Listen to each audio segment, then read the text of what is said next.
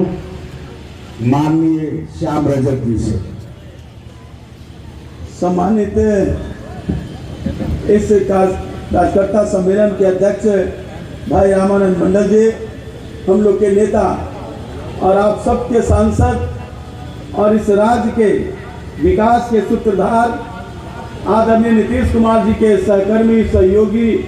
और उनके साथ बाँह से बाँह चल करके चलने वाले भारत सरकार के मंत्री श्रद्धेय श्री राजीव रंजन सिंह ललन जी, हम लोग के साथी और बिहार सरकार के ग्रामीण विकास मंत्री भाई सरवन जी, परिवहन मंत्री आदरणीय श्रीमती शीला मंडल जी, मंच पर बैठे चंदेश्वर चंद्रवंशी जी, ककसा प्रवीण जी,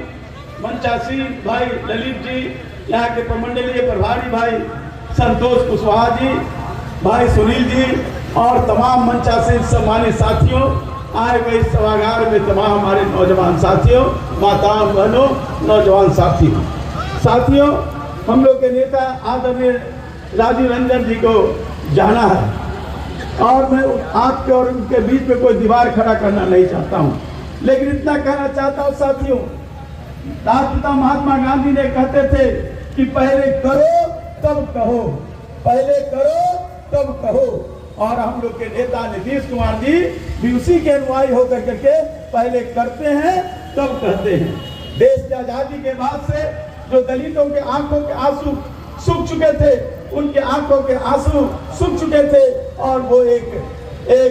निराशा की जीवन व्यतीत कर रहे थे। जब नीतीश कुमार जी आए, उन्होंने कोई ये कह करके उन्होंने सरकार बनाने का काम नहीं किया था, लेकिन जब सरकार बनी तो उन्होंने दलितों के लिए राजनीतिक आजादी देने के लिए पंचायत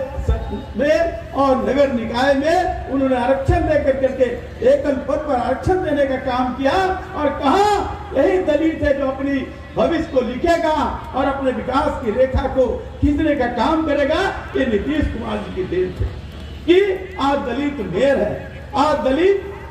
मुखिया है, प्रमुख है, एकल पद पर अपनी जीवन व्यतीत करके और अपने इलाके के निर्माण का और विकास की रेखा खींचने का काम कर रहा है। उसी तरह जब लोग दलित जो अपने आप को बहुत मैसर महसूस करने का काम करते थे, उनके पास कोई साधन नहीं था, वो सिर्फ रोजी रोजगार के लिए नहीं बल्कि मजदूरी के लिए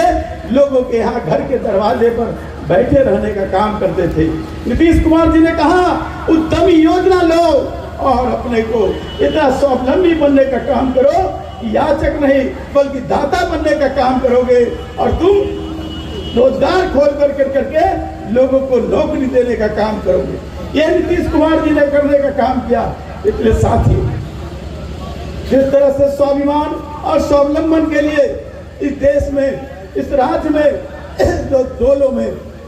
राष्ट्रीय ध्वज फहराने का काम बड़े लोग करने का काम करते थे,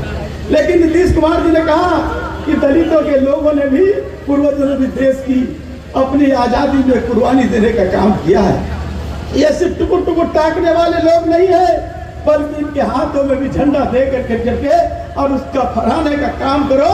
और जो सरकार के पदाधिकारी हो, वहाँ के विधायक हो, वो भी सैल्यूट करके उस बुजुर्ग दलित को सम्मानित करने का काम करेंगे। तो दलितों के लिए चाहे वो शैक्षणिक स्तर पर हो, चाहे वो राजनीतिक स्तर पर हो, आर्थिक स्तर पर हो, हर एक क्षेत्रों में उन्होंने दलितों को उत्थान करने का काम किया। वो करने का काम किए, कहने का काम नहीं किए, लेकिन कुछ लोग जो हैं सिर्फ करके और 118 नरसंहार के जो नायक हैं वो भी दलितों की हित की बात करते हैं। इसलिए साथियों, अपने दुश्मन को पहचानने का काम करना। और हम अपने साथियों को कहना चाहते हैं 2025 का चुनाव आने वाला है, आप उन दलित टोलों में जाने का काम करो, उन दलित लोगों को बताने का काम करो, उनके घरों तक जाने का काम करो और बताने का काम करो किसने नरसंहार किया था और किसने नरसंहार को रोकने का काम किया, किसने तुम्हारे अधिकार को छीनने का काम किया था और किसने तुमको अधिकार देने का काम किया, किसने रोजगार लेने का काम किया था और किसने रोजगार देने का काम किया। इस बात को अगर समझाने का काम नहीं करोगे तो जो हमारा संकल्प है कि हम 2025 में नीतीश कुमार के साथ 225 लेकर के आएंगे, ये सफलता होगा। लेकिन कार्यकर्ता साथियों, आप अपने आप को नीतीश कुमार बन करके उन दलित टोले में जाकर करके उनके घरों में जाकर करके उनके परिवार के साथ परिवार बन करके